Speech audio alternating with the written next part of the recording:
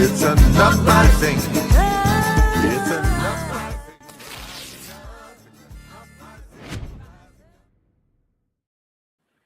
Hello, everyone, and welcome to the Green Live Stream Sunday Night News Edition.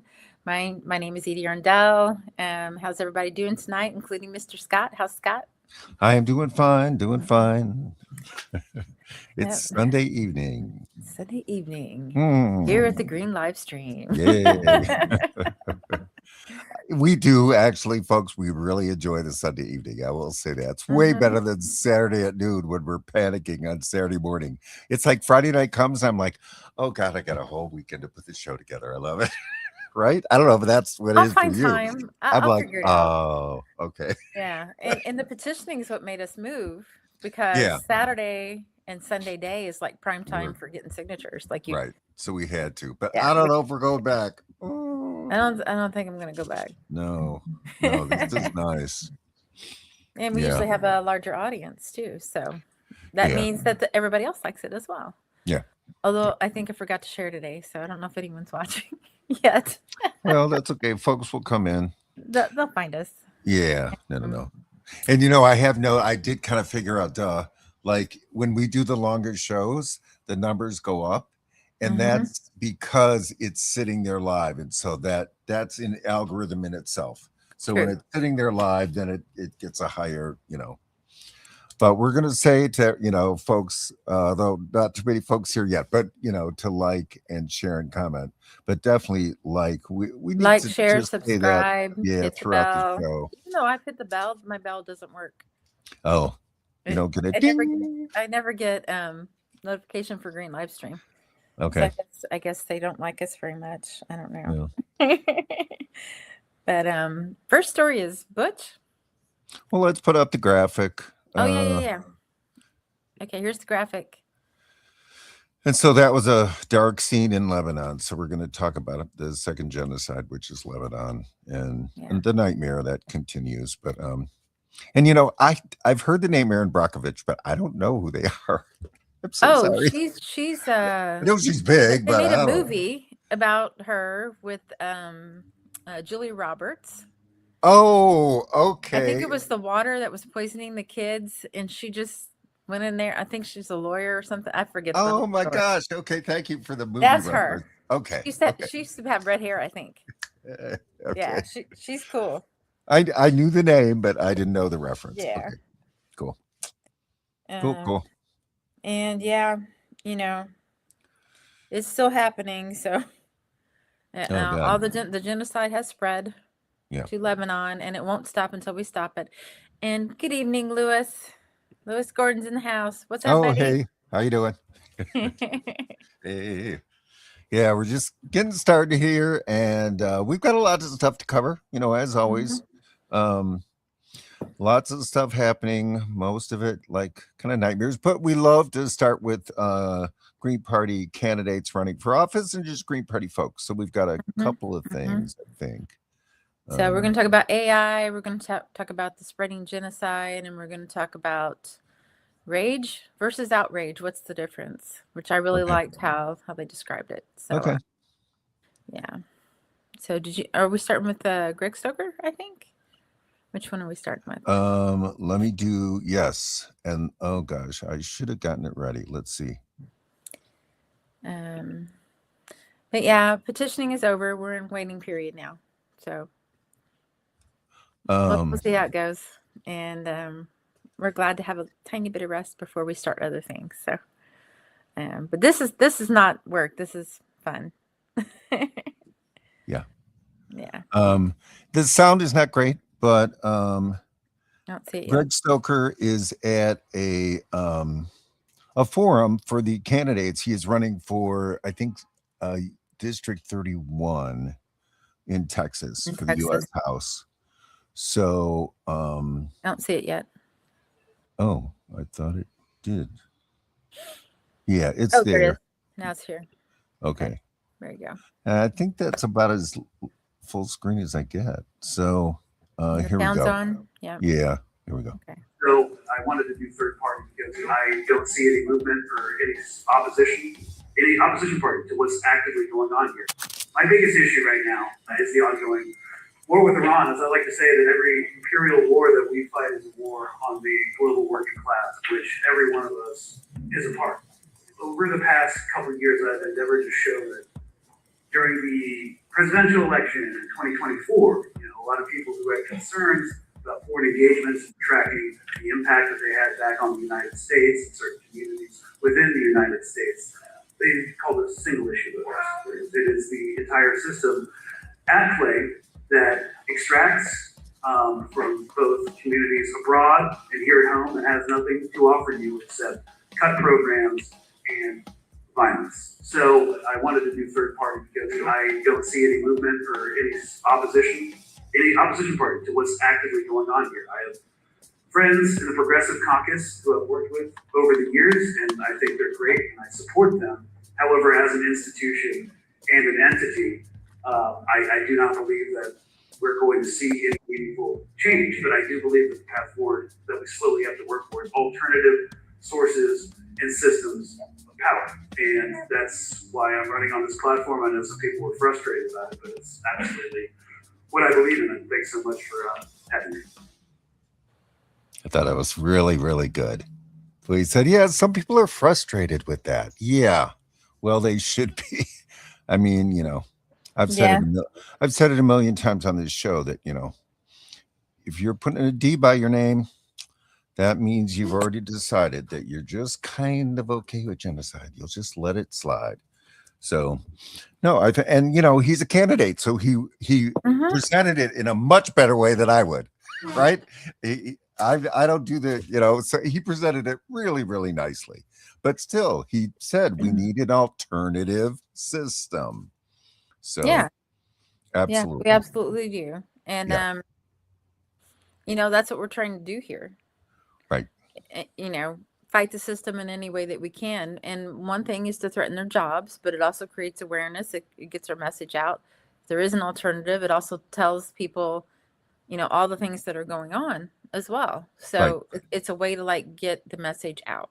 Right.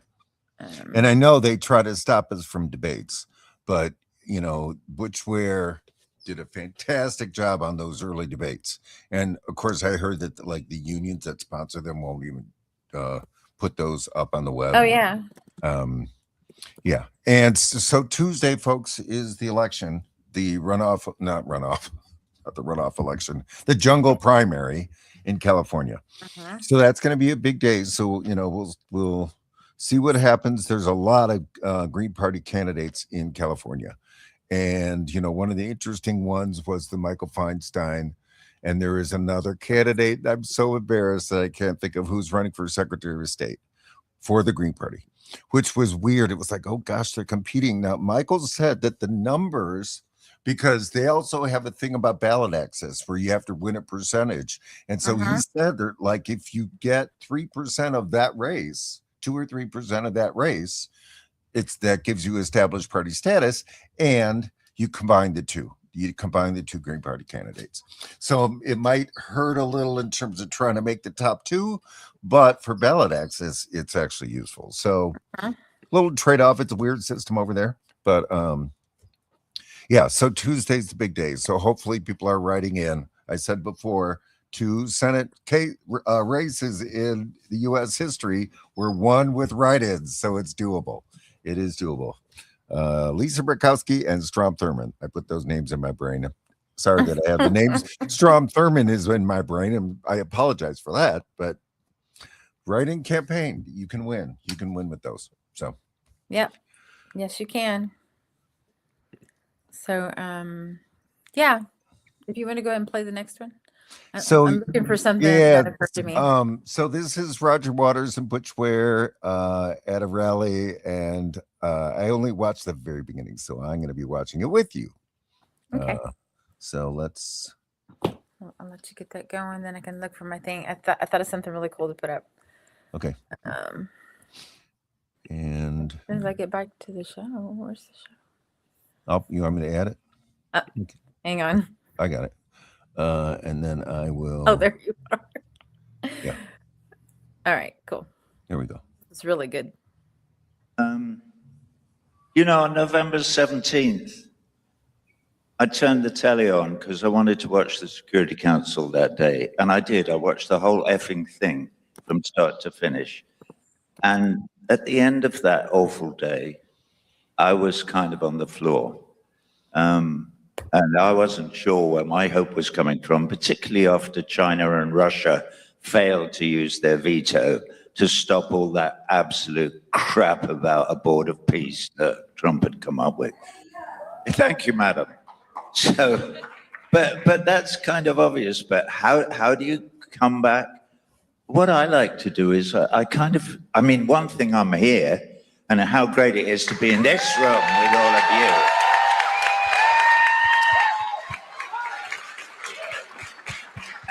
And you know, how great it is that we're in the room with Butch and that we're seeing this as the first small step towards changing everything.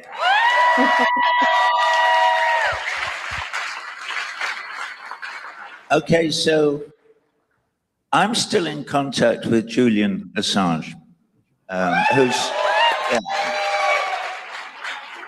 And I think of all those cold days standing on 2nd Avenue making speeches to about 12 people in the rain, and how, and when he was banged up in Belmarsh for 4 years and all those things and blah. And it sometimes felt like a lost cause. You know, you can stand in Parliament Square and make speeches till the cows come home, but it's always Boris the arsehole Johnson at the other end of the line, you know, who's taking no notice. But Julian is free today.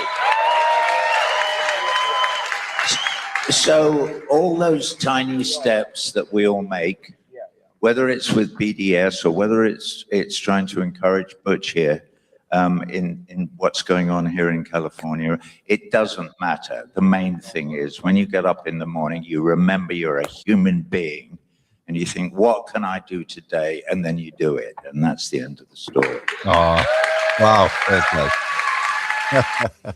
That is excellent. Yep. Oh my God. That's what I do every day. Like, yeah, what can I do today? Exactly. Mm-hmm. Even if it's just talking to a friend and trying to explain why, you know, poke holes in all the stuff, all the propaganda that they've been fed for their entire life. Oh my God. You know, I think it's worth it. Yeah. You know, even if it's just as simple as a conversation with somebody, helping them to see it the way you see it. And do a lot of listening, because people don't feel like they're listened to anymore. So, like, you know, part of that conversation, like, just listen to somebody for 5 minutes straight and see how that goes. And eventually they'll start getting to the real thing that they're trying to say. Right. And not interrupt. And not interrupt. I think you're asking too much of me. I wasn't asking you specifically, Scott. Oh, okay.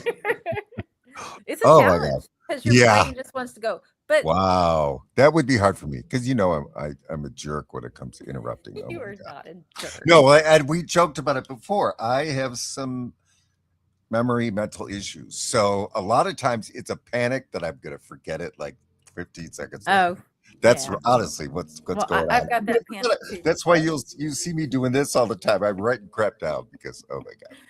Yeah, I've got that panic too, and then I suggest that you write stuff down, and now I don't. Oh, see, I'm real good. I am writing stuff down. Yeah, you are. Yeah, you are. And so we have another clip coming up, and I think it's a Butch response. So here we go. I'm just kidding. I remember the question. And I'm gonna be brief. I really appreciate it. So when Angelic and I talk offline, it's often actually about spirituality.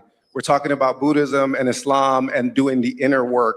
So I would bring something from the West African Sufi teachings. A great teacher, Sheikh Uthman Dan Fodio, he said that we all know the problem with excessive anger, right? And what it can lead you to. He said, but insufficient anger is also blameworthy. Oh my God. He said insufficient anger is blameworthy because it causes you to sit silent when others' rights are violated. Yeah. On every day that ends in a Y.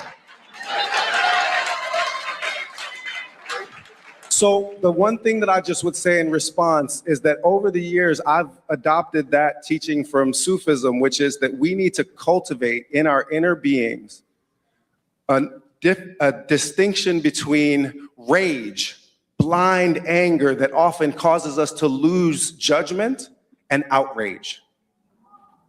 Outrage propels us forward, rage blinds us, and disciplining our emotions that we feel in these deep ways so that we can stand up for our fellow human beings, that is crucial, because the anger or the despair can be debilitating. But when you channel it towards something that brings you towards action, outrage pushes us to action. And another one of those great teachers, Sheikh Ibrahim Yas, he said, the difference between hope and false hope is that the first of them is accompanied by action. Nice. And you do have one more minute here. Do you want, is there another section? Oh, well, he says something questionable. If you want to skip over that minute. Oh, I don't know. It's up to you.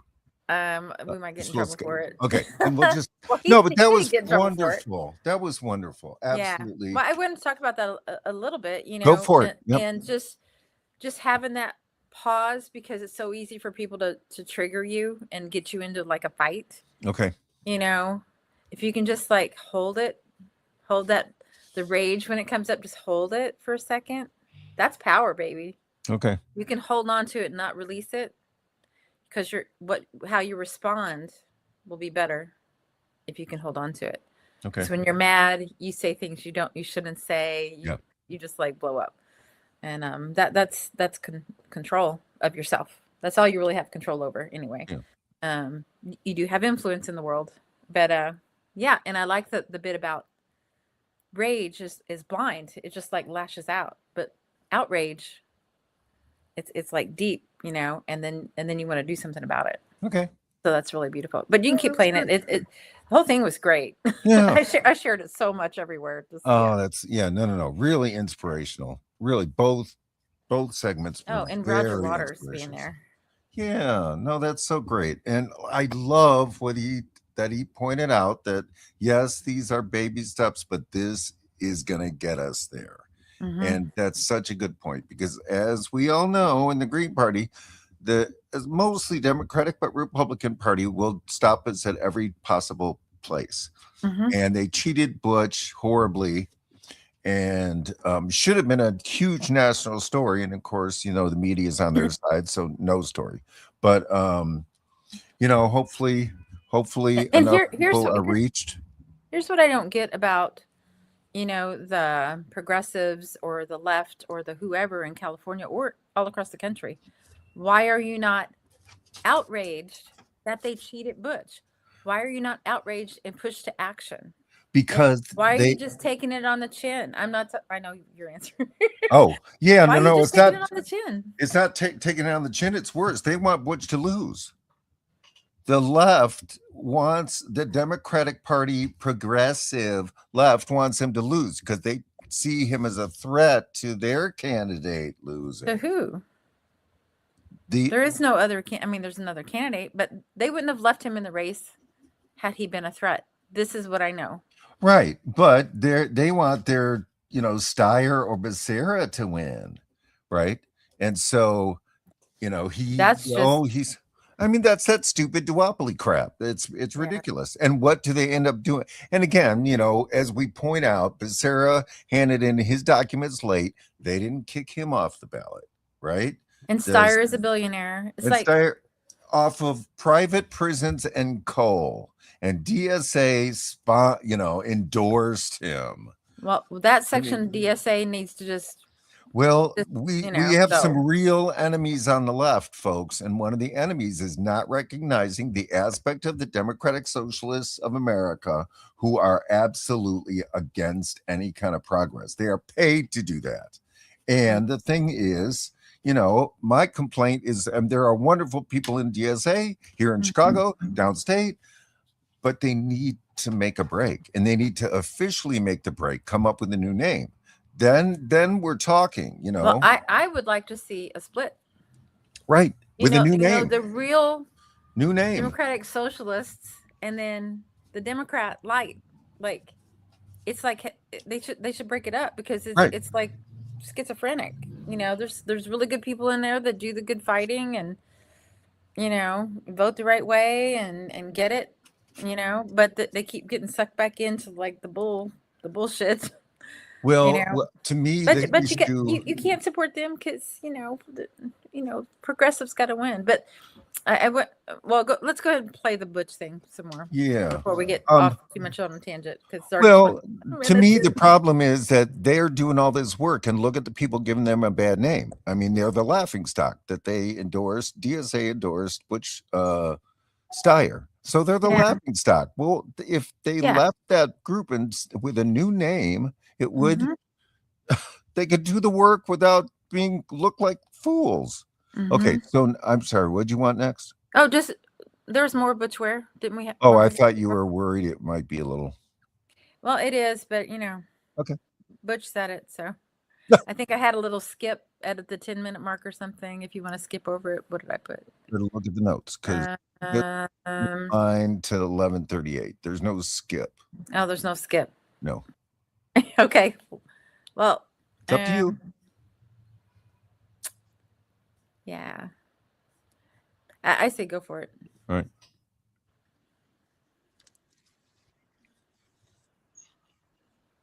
Hang on. Get up. Do something. Oh, Take that's action. No, Don't just lay there. Fight back. Thank you. Almost missed it. No, that's kind of. Now, if we say it, it's an issue. Yeah, I just want to say thank you all so much for those answers. I appreciated what Angelica had to say about showing up even in small ways, what Fernando had to say about studying how the indigenous resisted in history, and especially what Roger was saying about showing up even when, there's only like a couple other people. And that's something I respect so much about Green Party members, because they will be out there, even if it's just them, even if it's just a couple of us, because we understand that we can't just fight for the causes that are popular. We have to stand up for what's right. And so I appreciate Green Party members for being principled and committed like that. Thank you so much for your work. No, that's cool. No, it's funny. I saw a clip of Rome from RBN, and he used it to talk about some white guy. I was like, okay, so they're extending its meaning. So no, that's not a big deal. Not a big deal. Have you listened to rap lately? Well, it's different when you're a politician. Yeah. This is what I wanted to go find. So there was a documentary about classic. George Orwell. Okay. On Hulu. That I watched yesterday. Okay. And it's just told how he came to be and kind of compared it to the governments around the world. Take it with a grain of salt, because it does feel like it's from progressive world. There was AOC and Bernie in there. However, George Orwell's story is fantastic. Okay. Like, just don't worry about what they're saying, because they don't mean it. Oh God. Yeah, that's too bad. It's just two tiny clips, and I'm like, yeah, right. No, but it's too bad that they did include him, because then I don't think Yeah. they're getting the George Orwell thing, because they play Yeah. that game too. They play it like. But they were talking about book burning. Yeah. But and then the rest of it is so good. It was just like listing all the titles that have been burned, and people saying on the floor of our Congress that I'd be fine with burning those books and stuff, like, yeah. Oh God, yeah. But think about this: war is peace. Isn't that what they've been telling us for decades? Right. Peace through strength.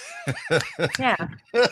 Well, we had to attack them to keep the peace. I'm like, really? Okay. Oh, they're still using that crap. Yep. And ignorance is strength. Yeah. Oh boy, is that this country? Holy cow. Freedom is slavery. Yeah. And the other book, if you haven't read 1984, I highly, highly recommend it. Oh yeah. My most terrifying moment, you would think it'd be torture scenes and all that. No, it was the man that was tasked to remove words from the dictionary.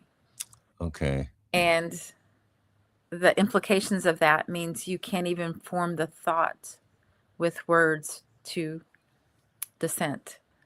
Yeah. To remove the ability to dissent completely from your brain. Yeah. So that's why they want us stupid. Well, and to tie into the next segment, part of propaganda is what is left out. And a big part. So I had, I was doing this next segment. There's not a lot of info here. It's just kind of saying that it's happening. But I guess we can add this thing. It's just, oh no, wrong one. Sorry. Oh, I thought I put it in here. So there was like, they're saying it's about 100 people a day that they're killing right now. And this is it if you want to add it. Okay. And so I had MS Now on, and on this day, their main story was, well, there's not really too much happening over in Iran, but there were 2 drones that Russia flew past Ukraine and hit and injured a couple of people in Romania or whatever country it was. And so that they were making this, trying to make that the big story, 2 people injured, while 100 were getting slaughtered in Lebanon by Israel. And Gaza's still happening, and there's legislation to annex the West Bank completely. Yeah. And they're trying to make Lebanon like Gaza. Right So now. let me read this.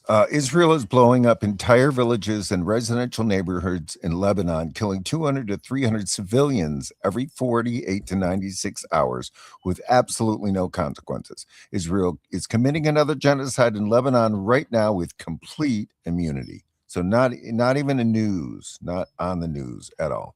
Yeah. And is it? I did read a Chris Hedges piece today. I thought I might save it for next week to see what else comes out, because usually he does a video with it. I just got his Substack talking about Iran's kind of winning the war, because we're going to suffer. Our gas prices might go $10 a gallon, right, if it continues. And what's that going to do to your grocery price? And oh God, yeah, absolutely. Everything is well. To follow up with the reason I brought that up, one of Iran's demands is that Israel stops attacking Lebanon. Right. Yeah. Yep. But go ahead. Yeah, and which they're not going to do. That's just, and ceasefire is actually just code word for we're trying to restock. That's what it means for the U.S. I mean, it's seriously what it is. That's what it's about. Now, hang on. We got to get some more ammo. Ceasefire. Yep. Yep. And it's because, they really don't have much left. That is their problem, is that they're really low. And so, Iran wants the blockade to end, and Lebanon to stop being attacked, bare minimum. I don't know what the entire demands are. But they're winning it. They're actually letting certain people through, China and Pakistan, I think, or something. Yeah.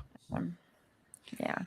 So this is just a video clip showing a number of different scenes of what's happening. So let me get it full screen. Okay.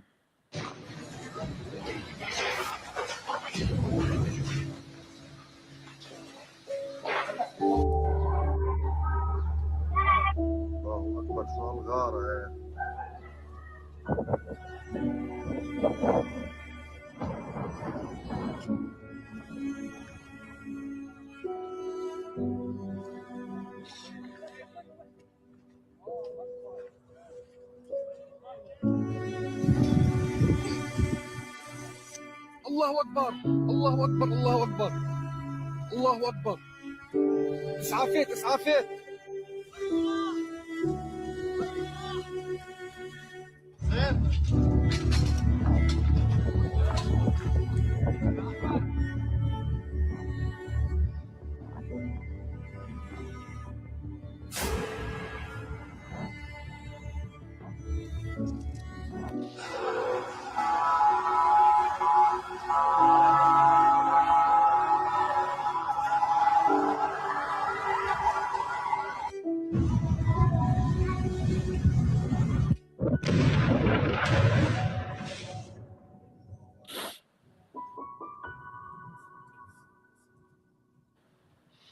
And so to tie it back into George Orwell, if you noticed, like every word they had to add a different symbol because it would be flagged, right?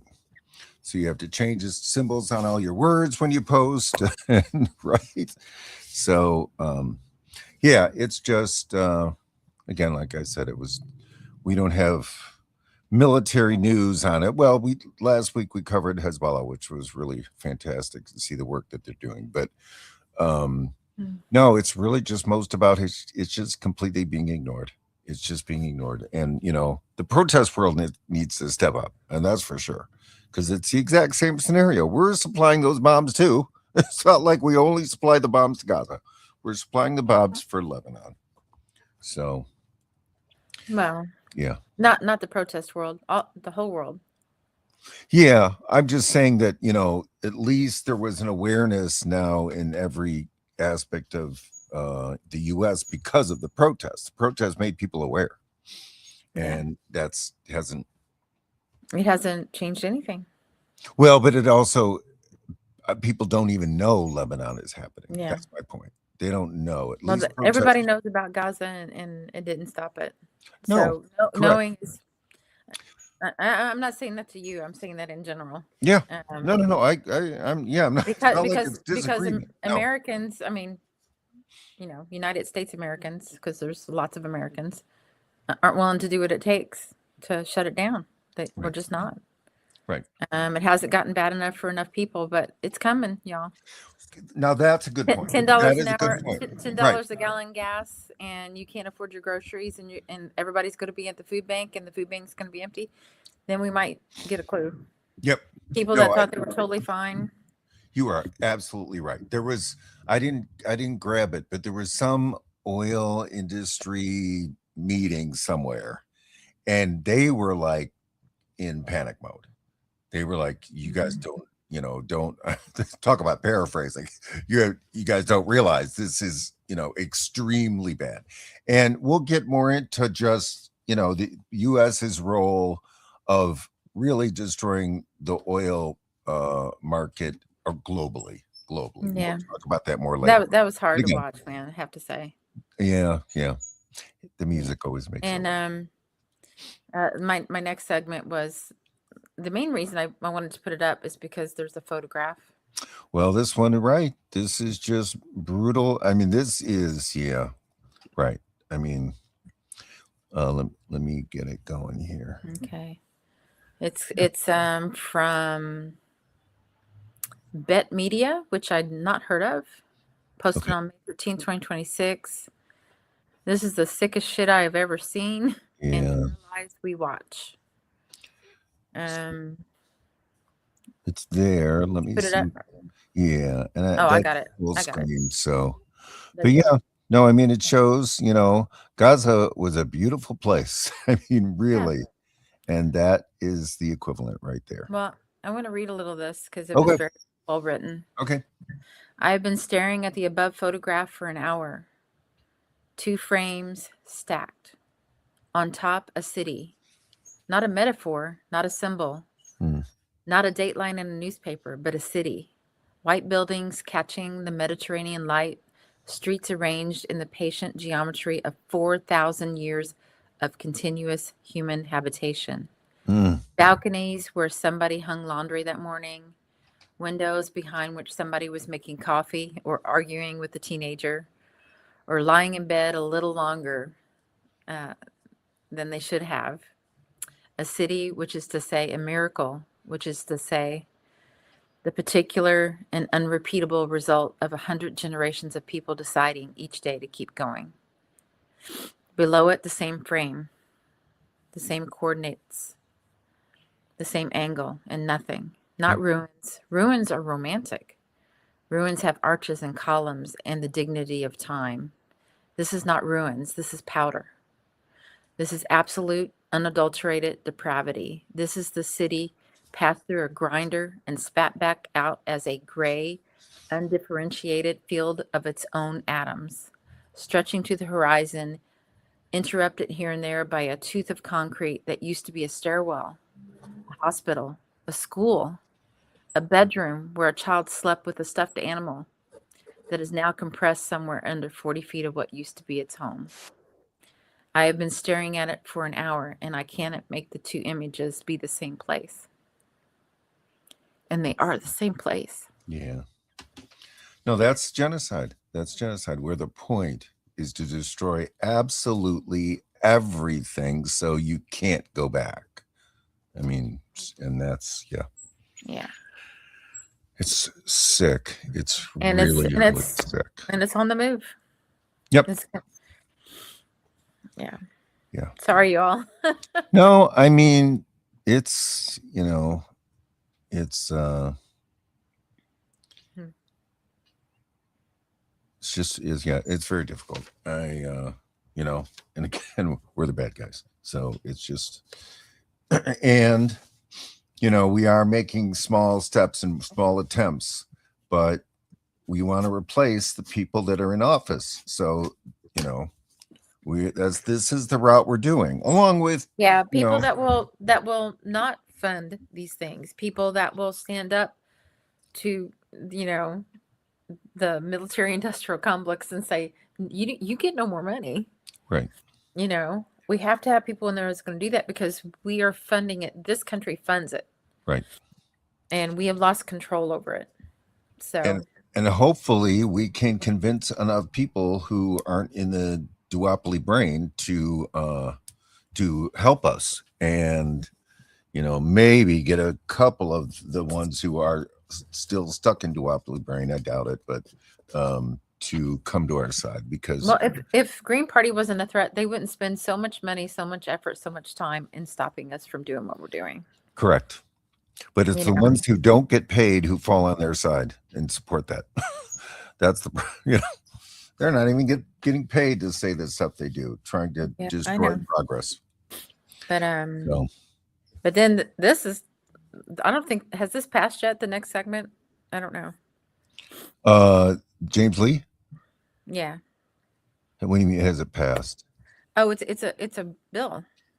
Oh, yeah, let me see what he said. This is a pretty new segment. Did it get through the House? I mean, it's not law, but it may have gotten through the House. Let me see what he says. Hold on. Let me know when you got it up. Sorry, our friend Hazel is not here today. Okay. It's up. Okay. It's James Lee. Hopefully the audio, we'll see. They are trying to take over our country. Congress quietly moved to integrate U.S. and Israeli militaries. To put it bluntly, they want our military to be theirs, okay? The 2027 National Defense Authorization Act would, quote, all but fuse the two countries' armed forces together. And that is one of a laundry list of items that Israel has taken to try to take over our country. Quite a year for Israel. Buy TikTok and censor. Buy CBS and censor. Buy CNN and censor. Buy influencers. Charlie Kirk gets killed. TPUSA becomes more Israel.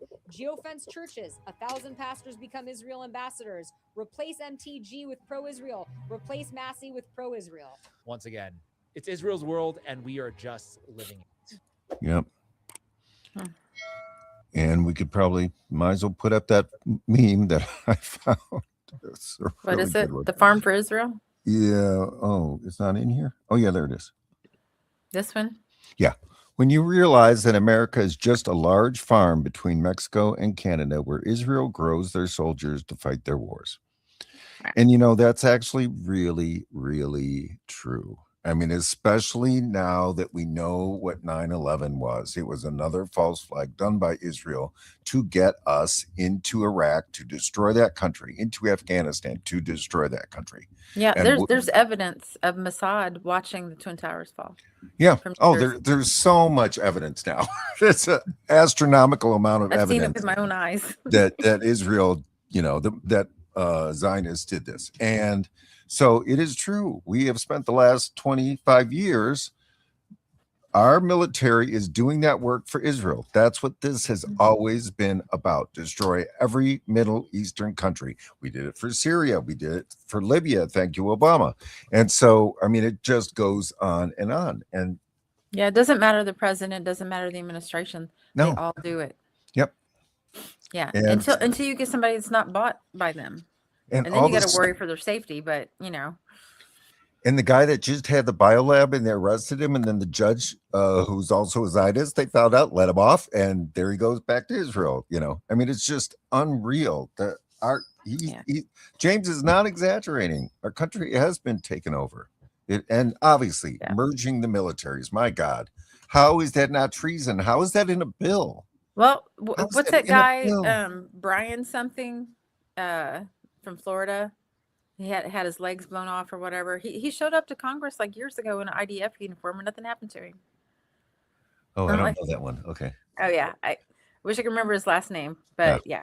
Somebody Brian might put it in the comments. Maybe? Yeah. Wow. But please like, subscribe, and share. I didn't do my mega share today. That could be why our number's a little lower today. But no. I rarely watch things live. I'm always catching things later. But please, the folks that are out here, please like it, because that does help with the algorithm as we're doing our show. Yeah. So that would be great if you did that. And so now this is C.A. Matthews, and friend of the show, C.A. Matthews from Ohio. And let's see, let me get this up. Yeah. Oh, here. I'll go ahead and add while you're working on. Oh, you got it already? Yeah. Well, I really liked it for this. Okay. You are saying our problem is civil disobedience, but that is not our problem. Our problem is civil obedience. Yeah. Our problem is the numbers of people all over the world who have obeyed the dictators of the dictates of the leaders of their government and have gone to war, and millions have been killed because of disobedience. Our problem is that people are obedient all over the world in the face of poverty and starvation and stupidity and war and cruelty.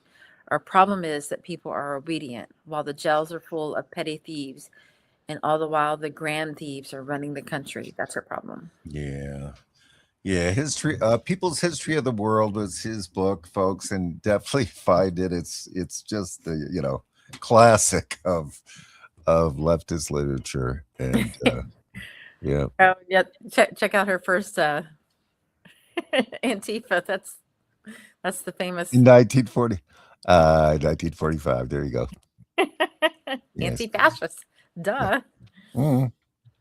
So C.A. Matthews, Green Party member, Ohio, I believe. And yes. Friend of the show, been on our show. Yep. She was talking about, I won't drain it, but she was talking about how the WWJD caught on and people were wearing bracelets. Well, mine is pre-Palestine, but like have something that you look at every day that will encourage you to stand up. What they're doing in Bolivia is amazing. I think you probably know more about it than I do. I just read this one article. I know very little. The thing I saw was just people lining up in the streets, just like blocking the streets for, like miles or something. So yeah, people are really out. They're absolutely out. Yeah. And she's also, well, here, I'll read this part a little bit. First, we have ongoing genocides in Palestine and Sudan, the release of redacted Epstein files, the sinking of fishermen boats in the Caribbean, the kidnapping of Maduro from Venezuela. Everybody remember that? The blockade of fuel to Cuba, the attack on Iran, even more attacks on Lebanon, Gaza, and the West Bank, AI data centers taking over many communities, high gasoline and food prices, rigged elections. We haven't been given a moment's rest from the sensory overload. It's just too much. We long for a respite from the capitalists' constant nastiness and relentless stress. Why can't our side celebrate a victory now and then? If only we had someone fighting against the system to look up to, somebody to emulate. Then we get off our backsides and start fighting back.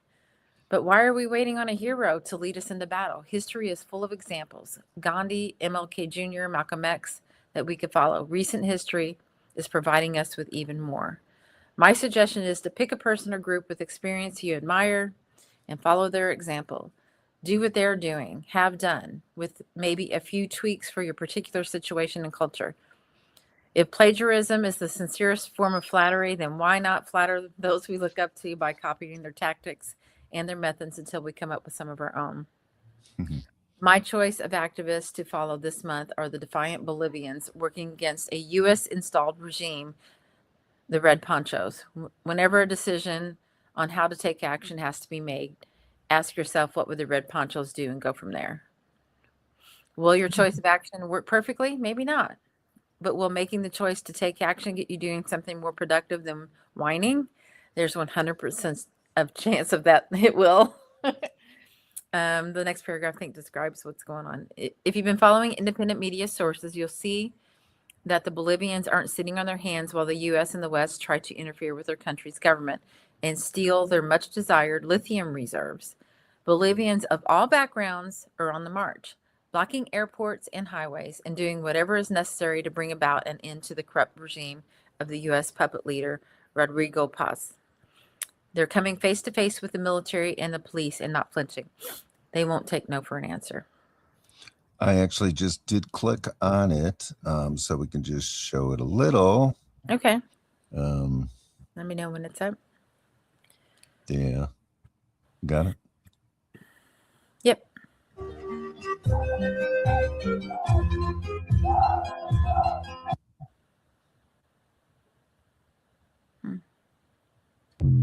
Oops.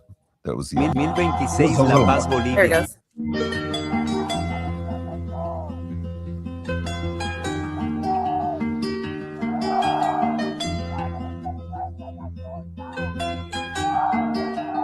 So that's great. And people are standing up all over the world. Yes. And we're trying to stand up here, but I think we just need to be more strategic. Well, we've had that talk many times. I wish people would get engaged in both, you know, Yeah, both protests and electoral, because Butch has an opportunity right there, for, you know, and we will have plenty of opportunities. Right. Constant opportunities. And it's so easy to both. and I'm sorry, but apathy is not an option. Right. Yeah, absolutely. Those people in Lebanon aren't apathetic. They're being murdered right now. Yeah. You know, I mean, I don't know. I don't even know what to say. Like, does it have to come to your neighborhood for you to get it? I don't know. I hope it doesn't. We're going to play a Laith Marouf clip, and there was one that I was going to show, but we had so much stuff in the show that I didn't include it. But it was pretty interesting. He was talking about the flotilla, and he talked about how there was one in 2008, and a lot of people got killed, and he just feels like, I can't remember how he called it. It was like this. The concept was fine, but the way that they enacted it, he feels it should change. And his idea is take it home, take the fight home. Like go to there is the Straits of Hormuz, but there's a whole bunch of other ones, and that people could put their boats there and block it there. And, you know, maybe we could show the clip next week. But it's just the idea that, because when you're going there, well, yeah, the IDF is going to, and they're going to throw you in the prison and torture and rape you. So, you know, bring the argument to where you live or some other Western country, because make them deal with that, because all of, you know, those missiles have to get there. And so they have to go through some strait or stop the their oil or ability to do what they're doing. Right. And they're doing it in some places, but he suggests flotilla, take it to another place. And I think it's a great idea. But anyway, so Laith gives a really good description here, and the subject is Israel's right to exist. And take me just a second. I'd like to say, what about Palestine's right to exist? What about Gaza's right to exist? Yeah, well, I mean, he just makes a really yeah. I just need a second here. Okay, this is why we miss Hazel. Because it's ready to go. Yeah. Not yet. Okay. All right. Hold on. Well, meanwhile, we'll just look at this. There you go. Go read 1984 on Animal Farm. Okay. Let me know if you see it. I see it. Okay. Okay. Ready to go. Yeah. Hamas. Or do you acknowledge the right of Israel to exist? I mean, honestly, on what grounds does someone support the right of Israel to exist as a Jewish state in the land of Palestine? Okay, those who say that they support that base it usually on one of four. There's no other excuse they'll give you.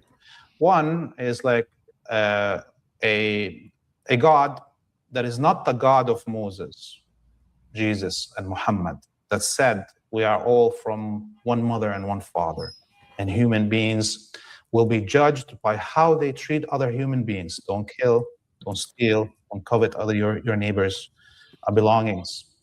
Okay? That God that is not the God of Moses says that there's a chosen people, the rest of humanity is irrelevant and is slaves to them, and that those chosen people can kill, can steal, can covet the neighbor's belongings as they wish. Okay, so this is a religious supremacy and fanaticism that no one who is not Jewish supremacist would accept. Right. The second excuse that they will give is this idea of blood purity or blood quantum, that somehow Jewish immigrants or Jewish converts in Europe have a non-interrupted bloodline for 4,000 years back to Palestine, and that bloodline is more pure than the bloodline of the Palestinian current indigenous people who lived in the land and never moved from it for 4,000 years. Of course, this is, race science is pseudoscience. There's no such thing as any race. We're all mixed mutts. There's no such thing as, we're not like different breeds, okay? And it is racist to presume that somehow Jews are inbred. We're supposed to accept this idea that Jews are inbred as if it's an acceptable idea, not a racist, derogatory thing to say about Jews. Yeah. Mm-hmm. Right? And the third one is the idea that the oppression of Jews at the hand of Europeans, including the Nazis, as a reward and making up for this mistreatment, that Palestinians have to pay for it by their land and blood. Right. And Jews have the right to genocide the Palestinians and steal their land because some Europeans genocided them and stole their land. And of course, this is illogical. You want to give reparation for the European Jews for their mistreatment, you give them part of your European continents.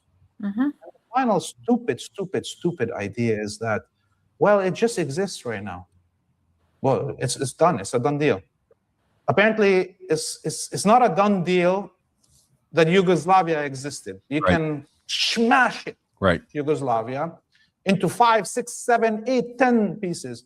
You can work right now to smash Russia into 1 million nations. Openly demand that. Or China, or Iran. You can erase the existence of Libya, Sudan, Syria, Iraq, and Yemen as states and their borders smashed and non-existent.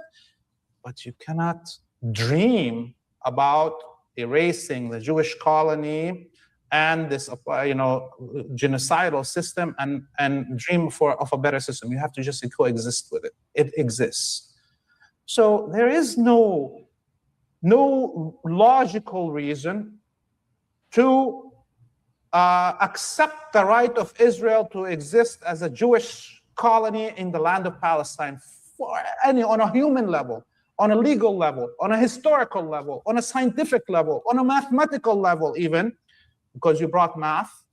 Over almost 60% of those who live within the territory of historic Palestine between the river and the sea are Palestinians today. This is why the Israelis are conducting genocide. They know that the demographic, for the first time around in 2020, the Palestinians bounced back as a population to being the majority within their historical land after the ethnic cleansing of the Nakba. And the Israelis decided to beat mathematics and beat demographics. They need to conduct a genocide. Well, no, there is no right for Israel to exist on any grounds. Yep. Countries are invented. Yep. Borders are invented. And they got some crazy rules for that one. I mean, it's so great. It's gross that just to talk about it, that Jewish people are higher than other. I mean, it's apartheid, right? But it's such a and crazy. saying that they're in, that's saying they've only intermarried. Like I agree with him. I'm like, isn't that derogatory towards Jewish people to say that? I know. I don't know. But And everybody had to change their names. Oh, hey, Marianne. Said, I've been seeing lots of people sharing an interview in where Bernie Sanders states that Israel has the right to exist and to be a state, which thankfully all these Bernie bros are now looking into the GP after that. Yeah, I mean, right. It is. Yeah, he's a, liberal Zionist is the term, which is like an oxymoron in itself. But that's Bernie, the liberal Zionist. You remember the Simpsons thing? Ooh, liberal frosting. Like, that means you get lots and lots of it. So I guess lots and lots of Zionism. Yeah, there you go. Exactly. And thank you for bringing that up, Maria. Yeah, that went viral. I mean, what a POS that man is. I mean, just disgusting. AOC also. Oh, it's just defensive missiles. Yeah, defensive missiles so you can continue the genocide. I mean, you can continue the offense that everybody should be offended by. Sick. Yeah. It's people that are in there just to protect their career instead of do good in the world. And getting paid off to be in their little famous positions. They can be famous. Oh, who cares? Yeah. I would rather no one know my name and I did a good thing. It's creepy. Like I said, I've been in the music biz for a while. It's these people that just want to be famous, they'll do anything. And that's Bernie and AOC. They just want to be famous, they'll do anything. Yeah. It's gross. Yeah. Well, and then your next segment was really good. So thank you for finding all these. Brian Berletic on Danny Haiphong. U.S. starting World War III to prevent multipolarity. So the first segment is a real short one, just about we kind of don't think how the trajectory has gone as far as Russia. But let me get this up. It's very short, but I got to get through the ad. Okay. And thank everybody for being here. Don't forget to like, subscribe, and share. Even after we're done, you can still share it.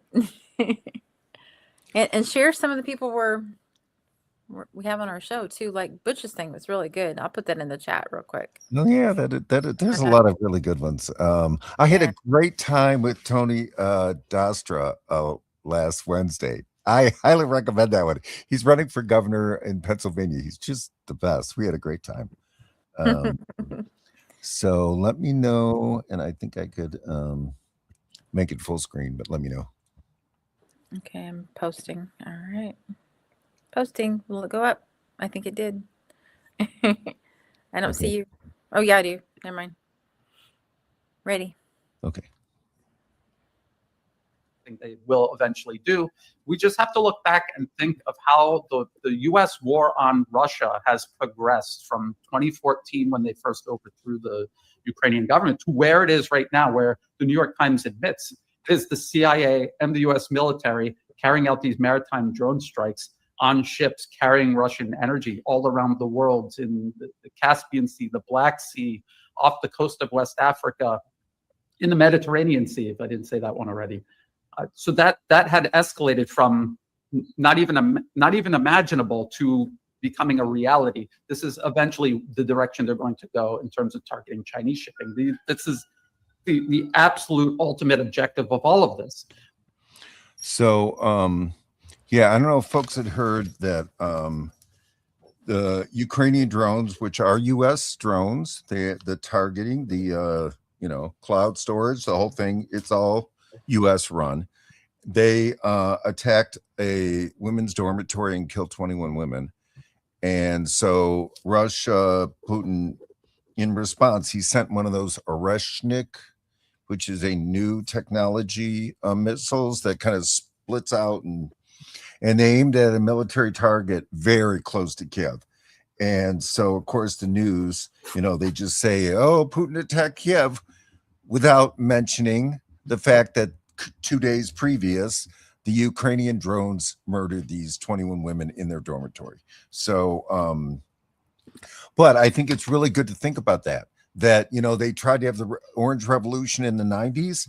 Mm-hmm. War with Russia was a concept that the U.S. had and was wanting. We're in it. We are in it. We are attacking Russia with drones. And so it's just a really, really dangerous situation that America is putting the world into. And then now Brian gives a really good kind of full description of the whole situation. Well, while you get that ready, I've been posting things that's been on the show already that I think if y'all want to see the whole thing in context and all that. So all right, here we ready? go. Okay.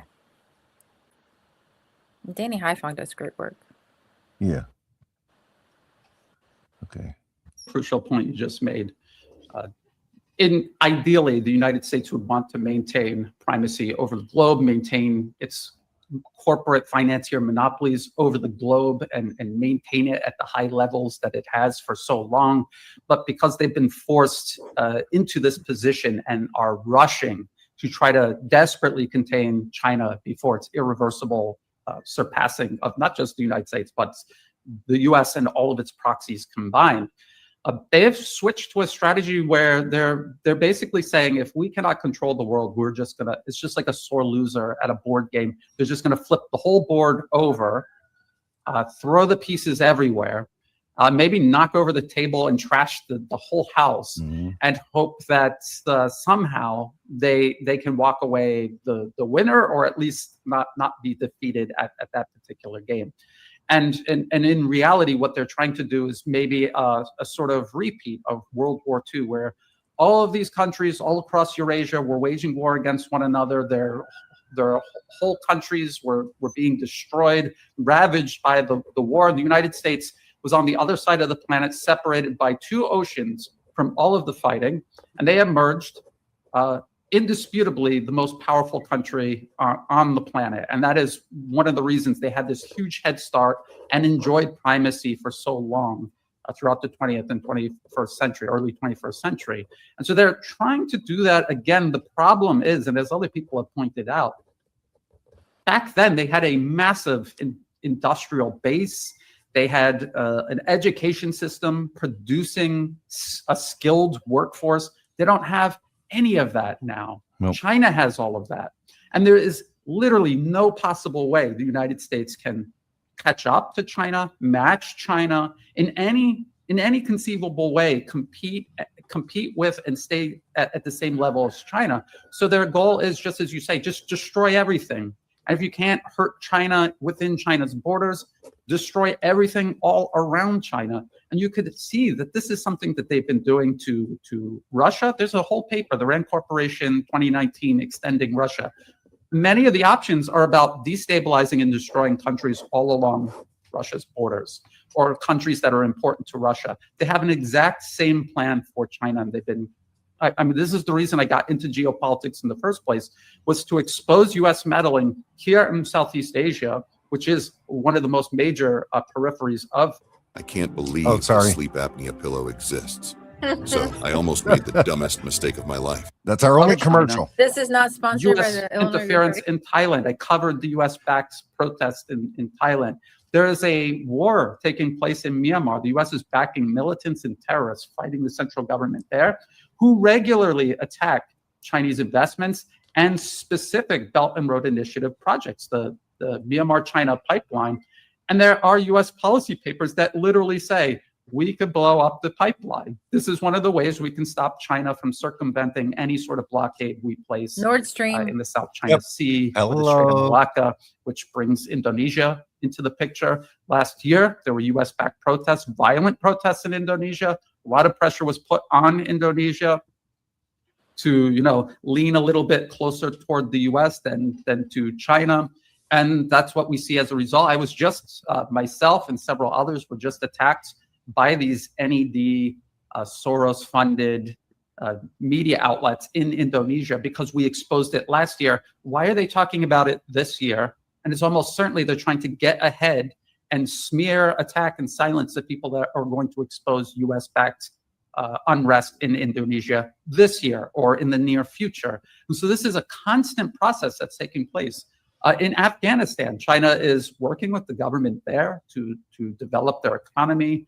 They're exporting raw materials to China. China would like to put the processing there in Afghanistan, but they can't. You know why they can't? Because the US is backing terrorists there, attacking the government there, attacking Chinese diplomatic missions, Chinese citizens there. So it's basically a dirty war the US is waging against China in a very similar way that's now openly waging against Russia, and obviously the war of aggression they're waging against Iran.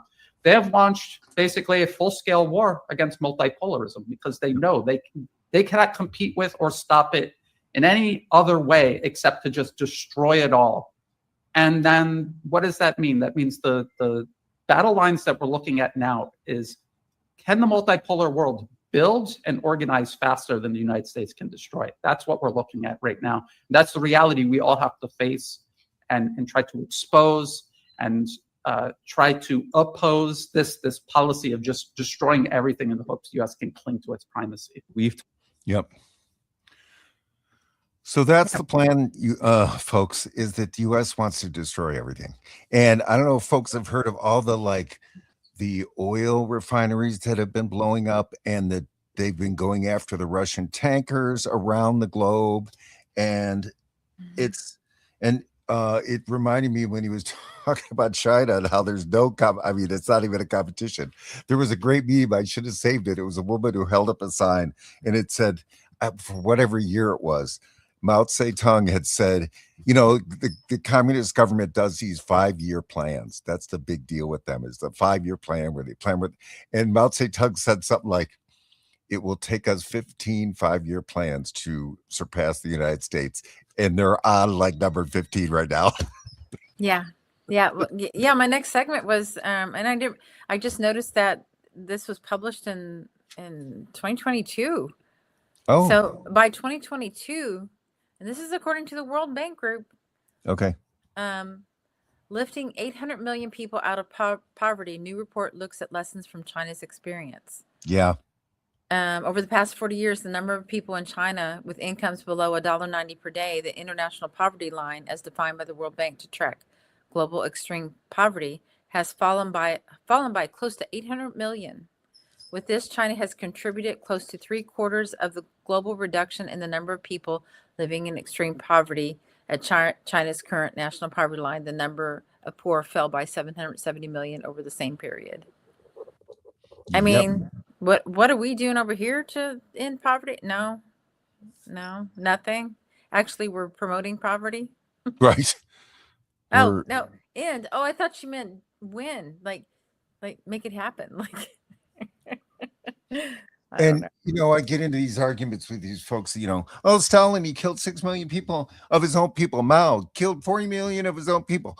Okay, I wasn't around and we can argue those things. But the reality is America kills millions of people around the world. We go to the other countries and kill them. Is that better? And the other thing I will say and we kill our own people, so don't get that twisted. Yeah. No. But it's just the idea they want to make that argument. Okay, I think a ton of it is propaganda, but the reality is two communist revolutions took abject poverty into superpowers. That's the reality. Is there a lot of bad about communism? Maybe so, but look, there's a lot of bad about any country you can name. Look at the results. No country is without blood on their hands. It's right. Just true.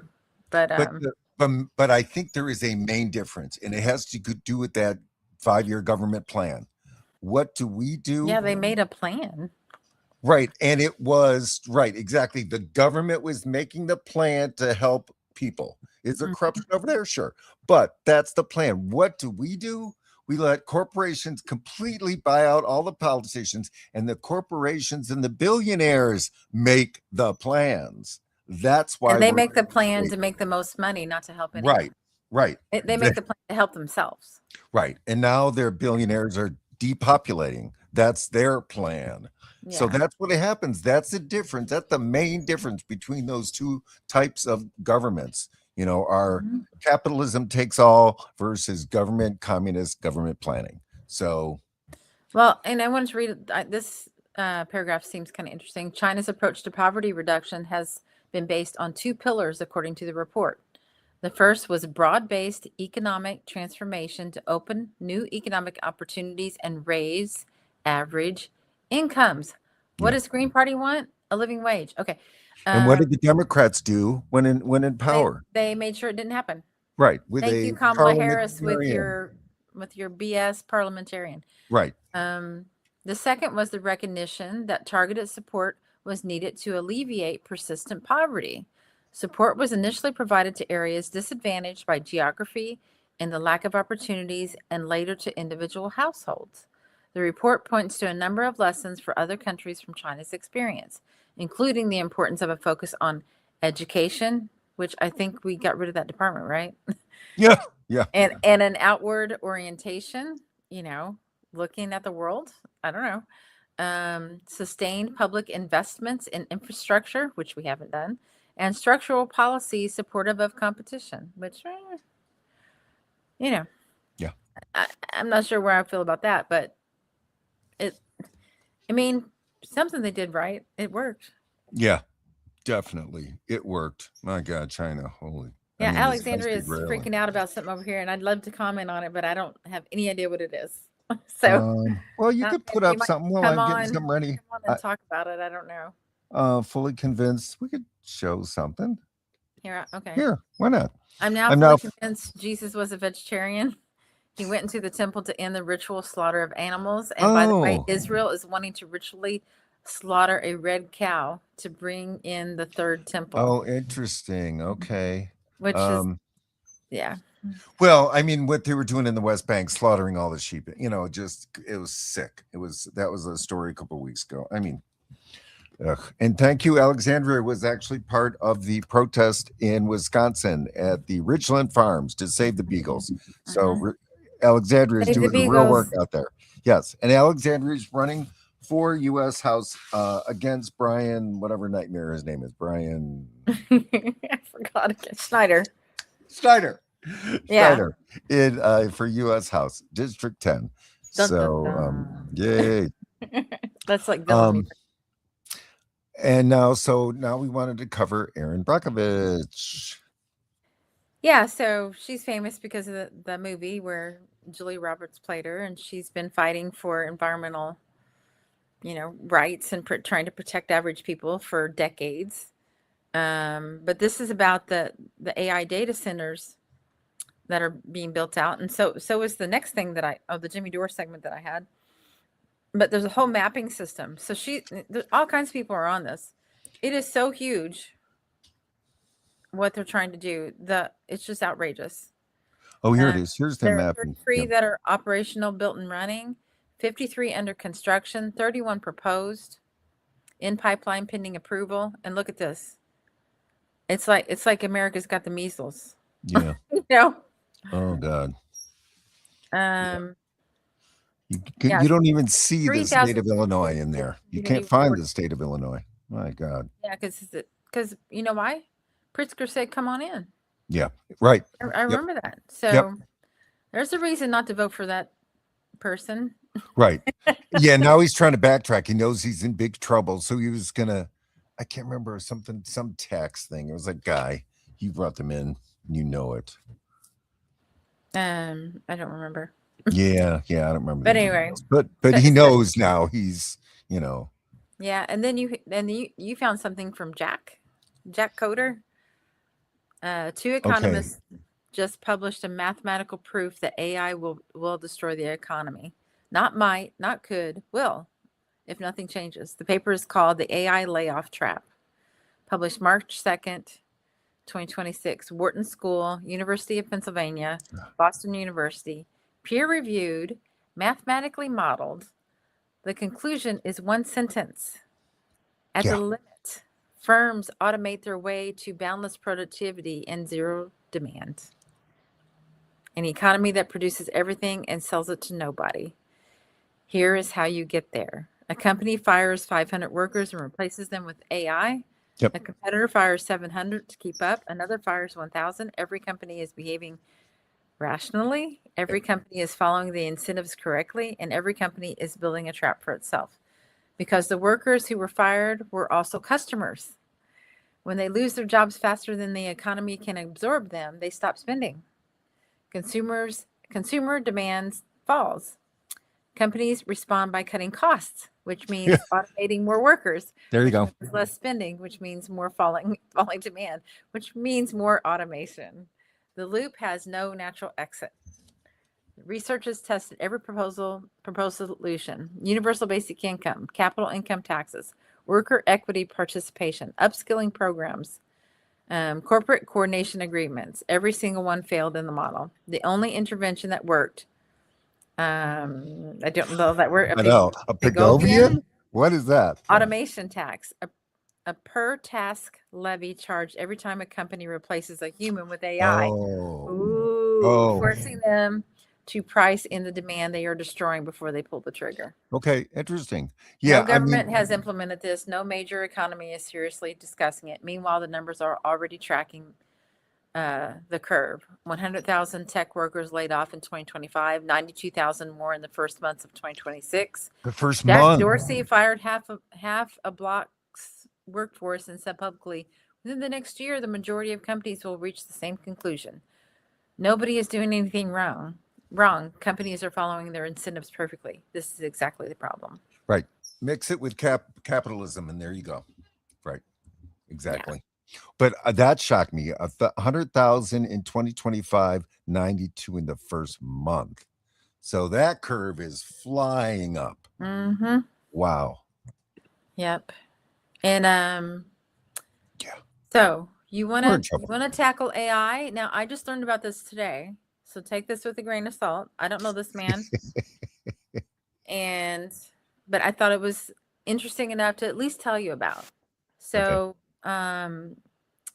it doesn't have his name on here, but Jimmy introduces him. It does. I think it, well, you know, maybe you might want to start at the beginning then, so he gets to introduce him. New privacy-first phones and computers give the middle finger to big tech, Jimmy Dore. So if you want to stop data centers, you stop the need for data centers, because most of the information is the tracking that they're doing, the surveillance. They need to know your every movement. They need to know everything about you. And that is just outrageously hot, tons of data, going to use up everything. Let me know when you're ready. Oh, you got it. Oh, did you start at the beginning? You can start at the beginning so that guy gets introduced. I want his name. Well, maybe we don't need to say his name. Educational initiative. His work empowers individuals to reclaim digital independence through pro-privacy, open source software, and secure communication services. Welcome to the show, Hakib Anwar. How are you doing, buddy? Thanks for coming. Hey, Jimmy. It's good to finally meet you, and excited to be here. Thanks for having me on. So tell us what this is all about. What are the things you're worried about, and how does your technology fix it? Yeah, so I wanted to chat with you about the data center issue, because I think that's the most important issue we're facing right now, and I don't think people realize how their phone and laptop fits into it. So tell me how it fits into it. So yeah, this for the past 6 months, I've been working on something called the AI data center map. It's a list of all the data centers in the United States. You can visit it at AI-datacentermap.org. Here I have it right here. Here it is. Right. So tell me what I'm looking at. Yeah. So in 2025, 6 companies spent $2.5 trillion on data center projects. That's Project Stargate, OpenAI, Amazon, Google, Microsoft, Meta, and then everyone else piled on. This is, speculation or greediness from these other real estate developers. So everyone jumped into data centers. And what we're looking at now is that from data from this map, which I believe to be the most comprehensive resource on the subject, we're looking at 384 hyperscalers that have already been built using about 10% of the total U.S. power demand, and that's at a low floor. And we're only about halfway through this build out. There are another 300 data centers planned. And so, And he said trillion, right? So you're saying that the data centers that are already built are now using 10% of the power in the United States? Yeah, that's the floor. They probably use more, but yeah. So there's 35% of these already built data centers. I don't have data for. So this map is to help crowdsource that information. So yeah, out of the 300 that are remaining to be built, the AI power use will quadruple. And then at that point, it'll get to 40% of the U.S. power supply. But Kevin O'Leary tells us that they're building their own power plants around these data centers. What do you say to that? I have lots of doubts about that. One, it's impossible to build so much power. It simply cannot happen, right? Already we're looking at the amount of data centers that are already built. That would be 12 full-size nuclear plants to power it. So realistically, yeah, they'll offset some of the electricity. A lot of these developers are building on-site nuclear or hydroelectric or all these different things. But in reality, they're going to be pulling from the grid too. And we're already seeing major backups in grid interconnection. So in the Northeast, we're seeing the wholesale power costs triple, actually, and we're also seeing that in ERCOT. So it's impossible to say that they'll offset it with the power they build. And you have so the ones in red, according to this, this is where the current water stress are. So if it's red, it's a severe water stress, and if it's like yellow, it's mild. So it doesn't say. First of all, why do they need all this water? How does water cool a data center? Why can't they just use air conditioning? That's a really good question. Yeah, so like the bad guys here, the ones we should be scared of, are these hyperscale data centers. And before these AI data centers, we used to run everything on normal data centers, which used a reasonable amount of power. So just to give you some perspective, a server rack in a conventional data center used about 5 kilowatts. So a hyperscale server rack uses about 20 times as much. Oh. And the reason it uses so much power is because these AI chips have billions of transistors inside them. So the NVIDIA Blackwell, popular professional AI chip, has 200 billion transistors inside of it. So these AI chips, each of them are performing a trillion calculations per second. These things get so hot at full load, it's comparable to the surface of the sun. So, they've got to cool that down somehow. And that's why they're using all this power and water. But so what do? They spray it with water? I don't understand where the water comes in. Well, yeah, so they pull it from the ground, or they pull it directly from municipalities. They usually have contracts with municipalities, and what they do is there's different cooling systems, but essentially they output the heat and have water nearby so that it heats up the water, and then they just cycle the water out through cooling towers, and they just let it evaporate and disappear into the atmosphere. Now, a lot of these data centers are now saying they have closed loop systems, but in reality, we just have to take their word on it, because there aren't any companies that are fully even metering their water use. So they say, hey, we've got these new efficient cooling technologies, and I say, okay, let's put a water meter on that everyone can see how much water you're actually using. When I looked at Google's transparency report, which Google's supposed to be the most transparent, I found this little thing in the fine print. Let me bring it up 1 second. So just in this fine print, they're saying that, hey, the water withdrawal is based on metered data when it's available. At the offices where it isn't available, we do estimates. Now, the thing is, all right, fine. Metering isn't available all the time, but if you look at these transparency reports, they don't tell you which ones are metered and which ones aren't. It could literally be one data center that's metered. So when they say that, hey, we're using new efficient cooling technology, it's like, okay, show me the proof that you're not using millions of gallons a day, which is what academics estimate, and that's what looks to be on point to me. Yeah. Oh my God. Yeah, that's good enough. Okay. I put it in the chat. I highly recommend people check out the rest because he's got a solution for this. He's you can buy a phone and a laptop from him that does not have all the bad stuff in it, and then there's no need for data centers because they won't be able to get you. Okay. That's the general No. list. That's my like short Yeah. short So, version. well, the thing that got to me was when he said on-site nuclear power plants. I'm like, oh, The what thing could that go got to me wrong? is it's What? as hot as the surface of the sun. Yeah. But what could go wrong? A nuclear site. Oh, great idea. Yeah. Let's Yeah, and have yeah, and non something's that hot. That's nuclear. really just fine, right? Like, Oh my God.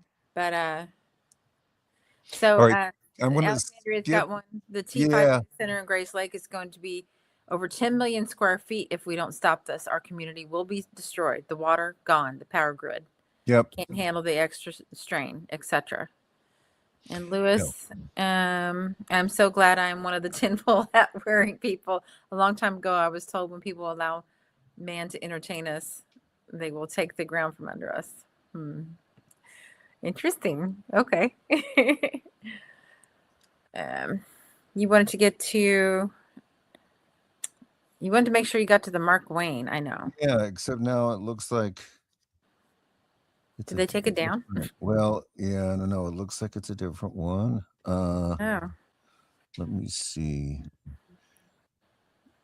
Well, meanwhile, while Yeah, Scott but- is looking for that, Wednesday at 7 p.m. Central Time, we'll have Kevin McCormick, the co-chair of the GP Banking and Monetary Reform Committee, and also the Green Party candidate for Texas Lieutenant Governor.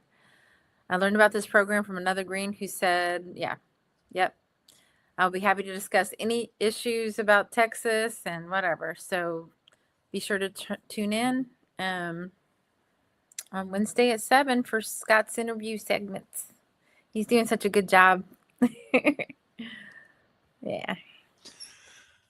Okay. Yeah, the Mark Wayne is maybe it got taken down. I don't know. I'll go find it for next week. It's really good. But yeah, I want to end with the great Greg Stoker video. Greg Stoker's just great. Yeah, he is killing it these days, man. Yeah, he's pretty cool. Okay, so And don't forget, if you live in California, please vote for Butch. please, and tell everyone you know, call them up. If you have California friends and family, call them up. Yeah. Don't text them, call them, convince them. Yeah. You're welcome, Alexandria. Oh, thank you so much, Alexandria. Thank Yeah. you. All right, so let's get some Greg. Cheating should not be rewarded by them getting their way. Oh, if God. it's just that, I mean, do it out of spite. Yeah. Cheaters should not be rewarded for cheating. Right. It's just that simple. Right. It doesn't have to be the perfect thing. Although I think he'd be great. Greg's Oh, up. God. Okay, here we go. Oh my God. In response to my AOC headscarf video, of course I get shit like this. Get a grip. It was a picture. You can criticize her rightfully for her stances, but she was celebrating Eid with her constituents just like the mayor. Nothing more than that, and stop trying to make it seem like it. Bro's got Aaron Bushnell pinned to his profile, who I will remind you lit himself on fire in an act of extreme protest against the policies of the Biden administration, which AOC ran cover for. Last thing he said, one of the last things was, this is what the ruling class has decided is normal. AOC is a corporate Democrat that sheepdogs you into quote unquote progressive politics while actively protecting the ruling class. If you don't see everything that's happening as an existential fight for the survival of the planet and the human race, unfollow me. Because I'm not here to fucking compromise. Right. Compromising is what got us here in the first place. Compromising with corporate interests, with billionaires, with fascists. You know, compromising is what's going to get a data center shoved right up your ass. If you are willing to compromise, you're actually just as dangerous, if not more dangerous, than the overt fascists. One of the big problems here is that people who live in North America and grew up in Europe or wherever are absolutely unprepared for the gnarly shit that's coming down the pipe in the next couple decades. The future you were promised by your parents ain't happening. So get on board. Everything dies and changes and transforms. Nothing lasts forever. Or get the fuck out of my comment section. All right? Because the new world is birth maxing, and old worldoids are being monster mugged. Monster mugged? Birth maxing? What the heck? I know. I had to go up. It was funny. My sister said, yeah, she's got a 21-year-old in the house about to go back to college senior year. And she goes, so I know about these things. You know what maxing is? I have no idea. It has to do with something about like you work to make you look more like you would reproduce or something. I don't understand it. But anyway, I don't but know. Greg That's not Stoker what came to my knows. mind. Greg Stoker follows all this stuff. He's in it. We're not. But no, Greg, I mean, like I said before, I was thrilled when he ran. That people are not prepared. US House. I don't think even the people that think they're prepared probably aren't prepared. It's gonna get real dark real fast. I mean, that thing about that I didn't even know that it was what 10,000 last year and 90,000 the first month. Yeah. So it's gonna get real dark. So get to know your neighbors, get to know your community, find out what you can from each other, figure out where the food is, who's going to support you, and vice versa, what you can do to be helpful. That's what we have to do now. Plus, at least do the most, nonviolent thing you can do. Vote different, because, y'all been voting the same forever. Red, blue, red, blue, red, blue. What's it got us? Right. Think post-duopoly, folks. Post-duopoly. I mean, I say that to people and they kind of freak out, but we got to get there. We got to get there. And Greg Stoker. Oh yeah, it's real late. I mean, I was really disappointed that that Sabby Sabs had Elijah Manley on, and I was like, it's about the Debbie Wasserman Schultz switching districts to run. And Elijah Manley used to be Green Party, and he wanted to get big and famous, so he went to the Democrats. See. And I just wish, I know Nick Cruz is post-duopoly. He's, Sabby Sabs, unfortunately, he's not quite post-duopoly yet. But she's a Green Party supporter. Yeah. Right. But we have to get to post-duopoly. We have to. Because that's the only thing. If you're going to keep compromising with these Democrats, we're going to be fucked forever. So it just has to happen. Yeah, and did I post? And please check out the Privacy First segment, and then go find out. I'm going to go find out more about this guy, because if we eliminate the need for AI, these data centers won't happen, and the billionaires will be crying. Don't you want to make them cry? Yeah. I do. More than that. More than that, because they want to get rid of us. Yeah, well, we want to get rid of them. So, yeah. At least their money. We want to get rid of their money and make them normal humans. I don't know if it's possible. Or put them in prison for all the things that they've done. Prison would, Bill Gates. Yeah, I'm sure there's so many crimes. Just we need people that would actually prosecute it. Oh, wait. If we elected people that would prosecute. See, it's like a circle. Right. And again, that's post-duopoly right there. Department of Justice. A Democratic Department of Justice will not release the Epstein files. The Republican Department of Justice will not. They protect pedophiles, folks. They protect torturing of children. People that hurt and kill children. Yep. Oh, wait. So what are we doing? Pretending like the Democrats are just nice. They're nice. Like Griselda says. What are we doing? Right. I love when she's like, what are we doing? I love when she says that. Yeah. And go check out Griselda Romero. Yes. Everywhere. She's all over Instagram and Facebook and things. Yeah, her videos are great. Yeah, absolutely great.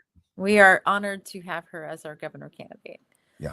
And so tune in on Wednesday, 7 p.m. Central, and y'all try to enjoy your Sunday. Sorry if I cried a little. And thanks for commenting. We really appreciate that. And thanks for being involved, folks. We really, really, really appreciate it. And please like, share.